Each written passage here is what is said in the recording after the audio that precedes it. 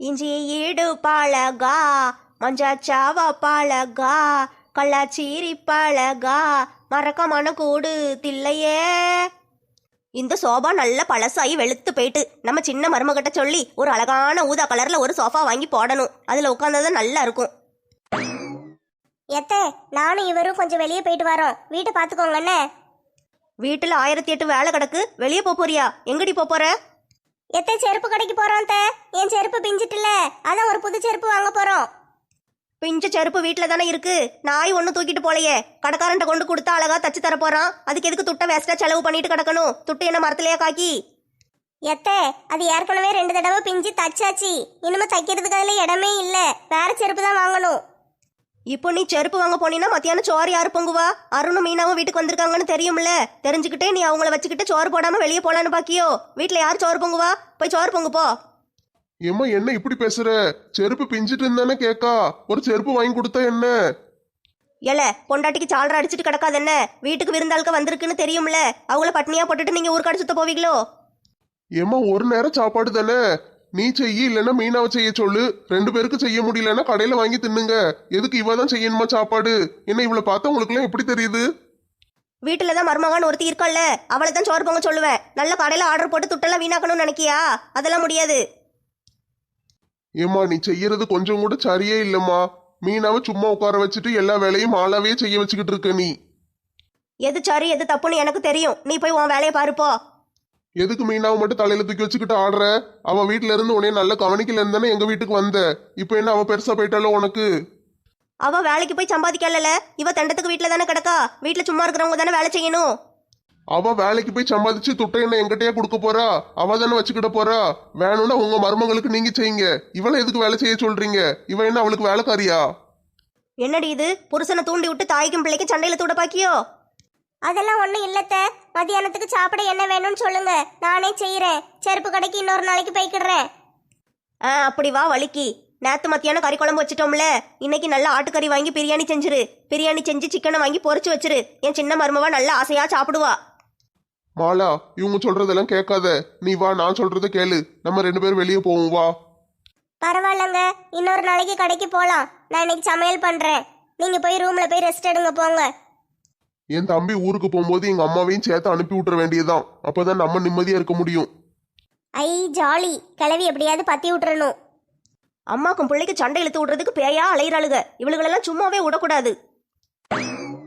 மருமகளே வாமா, 2 பேரும் சோடியா எங்க கிளம்பிட்டீங்க? ஆண்டி, வீட்லயே இருக்க ரொம்ப போர் அடிக்க ஆண்டி. நாங்க 2 பேரும் ஷாப்பிங் போயிட்டு வரோம். என் தங்க மருமகளே, சந்தோஷமா போயிட்டு வாமா. ஷாப்பிங் போயிட்டு வரும்போது நல்ல ஹோட்டல்ல பிரியாணி தின்னுட்டு வாங்கம்மா. இந்த ஒத்த ரோசா உங்களுக்கு வாய்க்கு விளங்காம சமைச்சு கொடுத்துருப்பா. அதை சாப்பிட்டு என்னத்துக்கு ஆகுறது உடம்பு? நீ போ, நல்லா போய் ஹோட்டல்ல வாங்கி கொடுல மருமவளுக்கு. 2 பேரும் நல்லா சாப்பிட்டு வாங்க. சரிம்மா, நாங்க போயிட்டு வரட்டுமா? மருமவளே இந்தாம்மா, இதுல 10,000 இருக்கு, செலவுக்கு வச்சுக்கோங்க. ஏமா துட்டுலாம் வேண்டாமா? என்கிட்ட நிறைய இருக்கு. என்ன அருண் இது? ஆண்டி ஆசையா கொடுக்குறாங்க, வாங்க மாட்டேங்கிறீங்க. வாங்கிக்கலாம். சரி பேபி, நீயே வாங்கிக்கோ. மவனே, இங்க துட்டு இருந்து என்ன செய்ய? சும்மா தானே கிடக்கு. ஏன் மருமவளுக்கு கொடுக்காம வேற யாருக்கு கொடுக்க போறேன்? இந்தாம்மா வாங்கிக்கோமா, நல்ல செலவு பண்ணு. ஓகே ஆண்டி, நாங்க போயிட்டு வரோம். துட்டு கொடுத்ததை பார்த்துருப்பாளோ? முழிக்கிற மொழியே சரியில்லையே. சரி, நம்ம நைஸா போயிருவோம். எனக்கும் ஒரு காலம் வரும் அத்தை கிழவி. அப்போ உன்னை கவனிச்சுக்கிடுறேன். சின்ன மருமகன் தலையில தூக்கி வச்சுட்டு ஆடுறல்ல, அந்த சின்ன மருமக உன் தலையில ஒரு நாளைக்கு மிளகாய வச்சு அரைப்பா. அப்ப என்கிட்ட தானே வரணும். அப்ப பாத்துக்கிற உன்னைய. ஏம்மா, நான் மணி வீட்டுல போய் விளையாட போறேம்மா. தேடாத என்ன. ஆட்டோல பாத்து போ, சீக்கிரம் வீட்டுக்கு வந்துடணும்னு. சரிம்மா, போயிட்டு வரேன். சும்மா தான் உட்காந்துருக்கியா? அப்ப சரி. எத்த சும்மா உட்காரலத்த. இப்பதான் பாத்திரத்தெல்லாம் கழுவிட்டு வந்தேன். லேசா மேல் சுடுற மாதிரி இருக்கு. அதான் சரி, காய்ச்சலா இருக்கே, கொஞ்ச நேரம் ரெஸ்ட் எடுப்போன்னு உட்கார்ந்தேன். பாத்திரம் கழுவுறதெல்லாம் ஒரு வேலையா? சரி, அது கிடக்கட்டும் விடு. மல்லி எறும்புக்காரன் வந்தான். அவங்ககிட்ட மல்லிகைப்பூ நல்ல பெருசு பெருசா இருந்துச்சு. மொட்டு நல்ல அழகா இருக்கு பாரு, வாங்கிட்டு வந்துட்டேன். இதை நல்ல அழகா கட்டி என் சின்ன மருமகளுக்கு கொடு. அவ தலையில வச்சுட்டு அப்படியே நடந்து வந்தான்னா மகாலட்சுமியே நடந்து வந்த மாதிரி இருக்கும். எத்தே, எனக்கு காய்ச்சல் அடிக்குதே. இப்ப தானே சொன்னேன். எப்படி பூ கட்ட முடியும்? அதுவும் இவ்வளவு பூவை வாங்கிட்டு வந்து வச்சிருக்கீங்க. என்னடி இப்படி சொல்ற?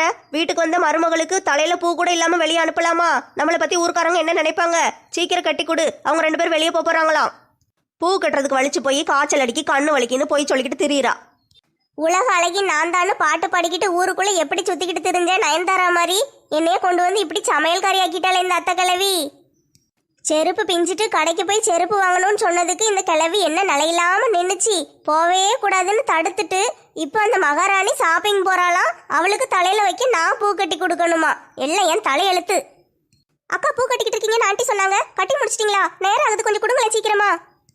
இந்தாம்மா கட்டி முடிச்சாச்சு. எங்க போறீங்க? தூரமா? அக்கா வெளியே போறோம்க்கா. காலையிலே வெளியே போயிட்டு வந்தீங்கல்லம்மா. காலையில ஷாப்பிங் போனோம்க்கா. இப்போ தியேட்டருக்கு படம் பார்க்க போறோம். ஆண்டி தான் ஊர்ல நல்ல படம் போட்டிருக்காங்க, போய் பாருங்கன்னு சொன்னாங்க. அங்கதான் போறோம். அப்படியாம்மா? அத்தை சொன்னாங்களா? சரிம்மா, இந்த வாங்கி வச்சுட்டு போ. தேங்க்ஸ்க்கா, போயிட்டு வரோன்னு. போயிட்டு திரும்பி வராத, அப்படியே ஓடிரு. என்னைக்காச்சும் ஒரு நாள் என்னையும் எங்கள் வீட்டுக்காரையும் இந்த கிளவி படத்துக்கு போங்கன்னு அனுப்பி விட்டுருக்கா? இல்லை இந்த பக்கத்தில் இருக்கிற பார்க்குக்கு எதுக்காவது ஒன்று அனுப்பி விட்டுருக்கா? ஒரு கோயிலுக்கு கூட அனுப்புனது கிடையாது. எங்கே போனாலும் நான் தனியாக தான் போகணும், இல்லைன்னா இந்த ஊருக்காரிங்க கூட சேர்ந்து போகணும். என் வீட்டுக்காரர் கூட நான் எங்கேயுமே போகவே இல்லையே. இவளை மட்டும் இந்தா போகணும் காசெல்லாம் கொடுத்து அனுப்பி விடுது கிளவி. சரியான கிளவியா இருக்கே. சரி, அதான் மகாராணி வெளியே போயிட்டால, நம்ம பேசாமல் போய் படுத்து தூங்குவோம். இப்போ தான் ஒரு வேலையும் இல்லையே, நல்லா தூங்கலாம். அடிய ஒத்த ரோசா, ரொம்ப கால் வலியா இருக்கு, கொஞ்சம் தைலம் போட்டு கால் அமுக்கி விட. எத்த ஏற்கனவே எனக்கு காய்ச்சல் அடிக்கத்த, காலையில இருந்து ஒரே வேலையா இருக்கு. கொஞ்ச நேரம் ரெஸ்ட் எடுக்கலான்னு பார்த்தேன். உங்க சின்ன மருமக தானே உங்களுக்கு எல்லாம் செய்வா, அவளையே கால் அமுக்கி விட சொல்ல வேண்டியதானே? அவளுக்கு அதெல்லாம் தெரியாதுமா. அவட்ட போய் நான் எப்படி கால் அமுக்கி விடு கை அமுக்கி விடுன்னு கேட்க முடியும்? நீ தான் அமுக்கி விடணும். வந்து கால் அமுக்கி விடுமா அத்தைக்கு. வரும்போது தைலத்தை எடுத்துட்டு வான்னு மறந்துடாத. லட்சுமி அக்கா வீட்டில் இருக்கீங்களா? மாலா வாமா, என்ன கற்கல்ல வந்திருக்க? சும்மாதான்க்கா, உங்ககிட்ட பேசணும் போல இருந்துச்சு, சரி பார்த்துட்டு போவோமேனு வந்தேன். நீ அப்படியெல்லாம் வரமாட்டியே. என்னடி இது, முகலாம் ஒரு மாதிரி வாடினாப்புல இருக்கு. என்ன விஷயம்? என்ன நடந்துச்சு? அலெக்ஸ் கூட சண்டை போட்டியா? வா வீட்டுக்குள்ள வந்து பேசுவோம் வா. உள்ளெல்லாம் வரலக்கா, இந்த எங்களுக்குள்ள இந்த தருணையிலே உட்காந்து பேசுவோம். சொல்லுடி, என்னடி ஆச்சு? வீட்டுக்கார கூட சண்டை எதுவும் போட்டியா? அதெல்லாம் ஒன்றும் இல்லைக்கா, எங்கள் மாமியார் தான் என்னை போட்டு ஒரே பாடா படுத்துதுக்கா. என்னது, உங்கள் மாமியார் உன்னைய பாடா படுத்துதா? நீ தானே அது கூட சண்டை போட்டு கிடப்ப, இப்போ என்னாச்சு? ஏக்கா அதெல்லாம் அப்போக்கா, இப்போ அப்படிலாம் கிடையாது. என் குழந்தை வந்திருக்காரு, எங்கள் வீட்டுக்காருக்கு தம்பி, அவரும் அவர் பொண்டாட்டியும் வந்திருக்காங்க. அவளை மகாராணி மாதிரி உட்கார வச்சுட்டு எங்கள் அத்தை எல்லா வேலையும் என்னைய தான் செய்ய சொல்கிறாங்கக்கா. காலையில் எந்திரிச்சதுலேருந்து ராத்திரி வரைக்கும் வேலை செஞ்சு எனக்கு காய்ச்சலே வந்துட்டுக்கா. ஏன் எல்லா வேலையும் நீ செய்யற? உன் குழந்தை மட்டாட்டி செய்ய சொல்ல வேண்டியதானே? ஏக்கா அவ சாப்பிட்டு தட்டை கூட எடுத்து வைக்க மாட்டேக்காக்கா. காப்பியை குடிச்சிட்டு டம்ளரை அங்கனையே போட்டு போயிடுறா. எங்க அத்தை எல்லாத்தையும் அதை கூட என்னையே தான் எடுத்து வைக்க சொல்றாங்க. அப்படியா? உங்க மாமியார் சமையல் வேலையில உனக்கு ஒத்தாசை பண்றாங்களா? ஏக்கா என்ன சாப்பாடு வேணும்னு ஆர்டர் மட்டும்தான்க்கா போடுவாங்க, எல்லாத்தையும் நான் தான் செய்யணும். செஞ்சு கொடுத்தா நல்லா சாப்பிட்டுட்டு அது சரியில்லை இது சரியில்லைன்னு குறை மட்டும் சொல்றாங்கக்கா. உங்க மாமியார் நல்லா சமையல் பண்ணுவாங்கல்ல? ஏக்கா அவளை கூட சமாளிச்சிடலாம் போல, எங்க மாமியார் கலவியை சமாளிக்க முடியலக்கா. எல்லா வேலையும் என் தலையில கட்டிட்டு நல்லா உட்காந்து வேடிக்கை பார்த்துக்கிட்டு இருக்கு. மருமகளை தலையில தூக்கி வச்சுட்டு ஆடுறாங்க. மருமகளுக்கு அதை கொடு மருமகளுக்கு இதை கொடுன்னு என்னைய போட்டு பாடா படுத்துதுக்கா. குளிச்சுட்டு துணியை பூரா பாத்ரூம்ல அப்படியே அவுத்து போட்டு வந்துட்டா. என்னைய துவைச்சு போட சொல்லிச்சு எங்க அத்தை. சரின்னு போய் துவைக்க போனேன்னா வாஷிங் மிஷின்ல எல்லாம் போடாதீங்கக்கா, துணியெல்லாம் வீணா போயிரும், கையில துவைங்கங்கிறா. அவ துணியும் சேர்த்து நான் துவைச்சு போட்டு வந்திருக்கேன்க்கா கையை வச்சு. என்னது, அவ துணி நீ துவைச்சு போட்டியா? உனக்கு என்ன பைத்தியமா பிடிச்சிருக்கு? நீ எதுக்கு அதெல்லாம் செய்யற? ஏக்கா என்னைய வேலைக்காரியாவே மாத்திட்டுக்கா எங்க அத்தை கிழவி. கேட்டா அவ வேலைக்கு போறா, நீ தான் தெண்டச்சோறு திங்கன்னு என்னைய பார்த்து கேக்குக்கா. அட கொடுமையே, உங்க அத்தை அப்படியே பேசிச்சு. இன்னும் இங்கதான் இருக்க போறாளா அவ? ஏக்கா ஒரு வாரம் இருக்க போறாளாம். நேத்து காலையில தான் வந்தாங்க. நேத்து இன்னைக்குன்னு 2 நாள்லயே நான் ஒரு வழி ஆயிட்டேன். இன்னும் 5 நாளைக்கு எப்படி வச்சு சமாளிக்க போறேன்னு தெரியலக்கா. அலெக்ஸ் தம்பிக்கு இதெல்லாம் தெரியுமா தெரியாதா? சொன்னேங்க்கா, இன்னைக்கு அதுக்காக அவர் லீவ் போட்டு என் கூட தான் இருந்தாரு. செருப்பு கடைக்கு போலான்னு 2 பேரும் கிளம்புனோம். எங்க அத்தை கிளவி அதையும் கெடுத்து விட்டுட்டுக்கா. அந்த மகாராணி ஷாப்பிங் போறான்னு சொன்ன உடனே எங்க அத்தை 10,000 ரூபா பணத்தை எடுத்து கொடுத்து போயிட்டு வா மருமகளேன்னு அவளை மட்டும் அனுப்பி வைக்கி. நான் வீட்டில் கிடந்து சோறு பொங்கணுமா. அட பாவமே, உங்க மாமியார் என்ன இப்படிலாம் பண்ணுது? ஆமாக்கா, நேற்று இன்னைக்கும் வேலை செஞ்சு எனக்கு காய்ச்சல் வந்துட்டுக்கா. சரி வீட்டிலே படுத்து கிடக்கவும் முடியல. படுத்தாதான் அந்த கிளவி ஏதாட்டும் ஒன்று வேலையை சொல்லுதே. இப்போ வந்து கால் அமுக்கி விடு கை அமுக்கி விடுங்கு. நான் என்ன செய்யன்னு தெரியல. கொஞ்ச நேரம் கால் அமுக்கி விட்டுட்டு அதை தூங்க வச்சுட்டு ஓடி வந்திருக்கேன். உங்ககிட்ட கொஞ்ச நேரம் பேசிக்கிட்டு இருந்தா மனசுக்கு நிம்மதியா இருக்கும்னு வந்தேன்க்கா.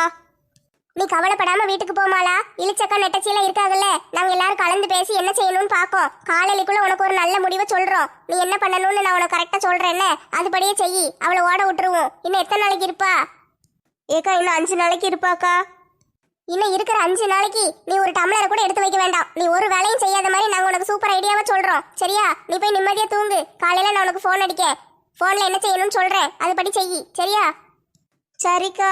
உங்களெல்லாம் விட்டா எனக்கு யார் இருக்கா? உங்களை நம்பிதான் நான் போறேன். சரி போ, எதையும் மனசுல நினைச்சுக்கிடாத, நிம்மதியா தூங்கு. ஆட்டும்க்கா, போயிட்டு வரேன். சரிம்மா, பார்த்து போ.